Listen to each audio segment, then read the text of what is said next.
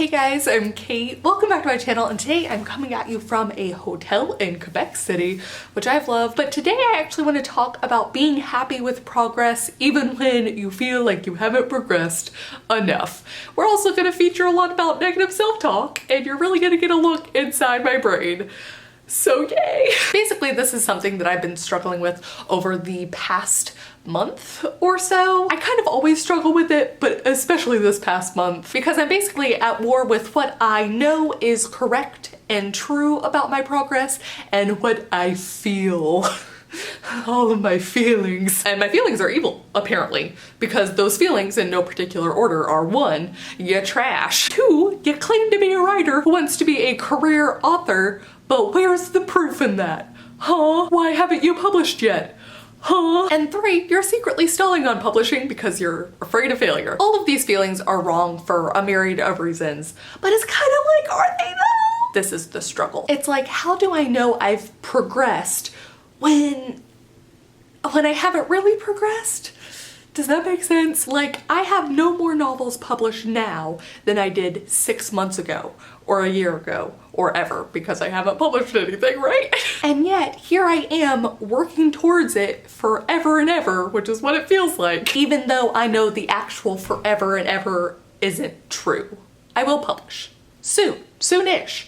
I will be published. Anyways, so I decided to look back on my, quote, accomplishments I've completed this year. Or perhaps a better way to say that is just how much I've actually progressed, not me doing negative self-talk, how much I've actually progressed toward the goal of being published in these 8 months of 2019. First up, Project Death. I wrote over 40,000 words. I know this because this partially inspired this whole video. I was on a chat with some other authortubers and I was talking about how I thought I only had 20,000 words in the Project Death story, and then I went and looked and no, I had 40,000 words. 40,000. I routinely underestimate or just straight up forget progress I have made. All that hard work I forgot. I blanked on. Out of my mind. I did double what I thought I did, but I didn't keep up with it. I don't know. Next up, let's talk about Project Blue. Through a series of revisions, I finally came up with the almost final draft, and more on that in a bit, the almost final nature. But I also queried it a little before deciding that I wanted to self-publish the whole series, because I did completely plot out and for sure decide that it's going to be a 5-book series. And then, because I did all of that, I actually started working on Project Blue 2, the first sequel I have ever written. Ever. And by the way, I added 31,487 words to that. 31,000 words in a sequel before this year, before these 8 months. I had never even dreamed of writing a sequel. I thought that Project Blue, aka the Meridian Maps, I always wanted it to be a series, but never did I actually think about the mechanics of writing sequels before. And now I have 31,000 words in one. Next up, Project Purple. I received beta reader feedback. I completed a 3rd draft through multiple rereads, through adding scenes, through all of the revising, making the project better, fixing the effing timeline. And I put in a lot of work to get this novel query ready before the end of this year. In fact, I'm rereading it right now while I'm on this trip, just to make sure that all the timeline rearranging and the additional scenes make sense, fit into the story, work with the flow, and then I'm going to send it out to beta readers again for hopefully a final time before I start querying. Holy crap. Also, no big deal. I totally zero drafted 3 romance novellas. 3 novellas. I zero drafted them. And speaking of romance, I contributed an additional 29,000 words to my university romance series. This is no small amount of work. It's also not completed work, but it's all work that needs to be done in order to reach my goal of getting those projects completed and published and having books out. So then it's like, what the hell, brain? Slow your roll. I guess, is this a pep talk? What is this? I'm like looking off camera as if the answers are there, just floating around. Now, to address the dumb feelings that I opened this video with. 1, I know I'm not trash. 2, it is important for me to have so many drafts. I think it's evidenced by my 0 draft method, because that's just how long the stories take in order to get them to a level I'm comfortable with other people reading. You know, other people besides me, other people besides my beta readers. I need that many. I need that many drafts.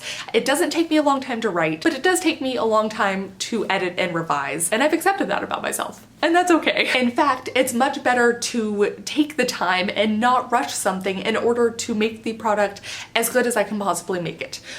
However, 3, that's actually not good if it is because of a fear of failure. I think I do a decent job.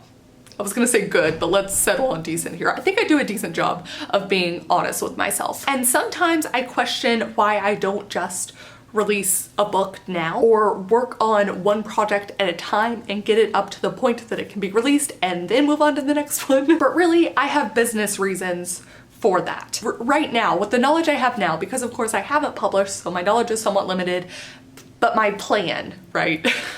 Because I love a good plan. My plan is trying to go with what works for me and writing in multiple genres at once, and then I'm hoping that by the time I'm ready to publish, there will be a lot happening all at once, and those plans I don't think are because of a fear of failure. Now, the great thing about wanting to be a career writer and doing this over the long haul is that when I get more knowledge, I will be free to change this process, and maybe someday I will find out that it's better to focus on one story or one series at a time and get that up to the point that it's ready to be published and then do it and then move on to the next one.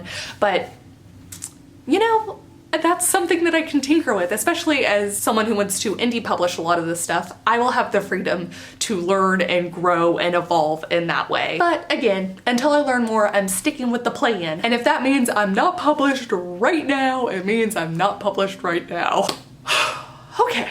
I think that's it. I'm gonna revisit this video over the next few months or however long it takes for me to get published, and then I will have a whole new set of problems. But please do comment down below and let me know what lies your brain kind of tells you, either about your writing or your general progress, and also maybe how do you deal with that? How do you try to overcome that negative self-talk? And have you tried making a video about it? You should. But alright, that's gonna be it for me. Thank you guys so much for watching, and thank you especially to some of my new patrons this month: Kyrie Leah, Kickass Ginger, Andrea Tane, Anna Duff, Kyra Hunter, and JS Roberts, and I will see y'all all very soon with a new video. Bye. And by be published. Just to make sure that all of those timelines, just to make sure that all the, and I've accepted of that.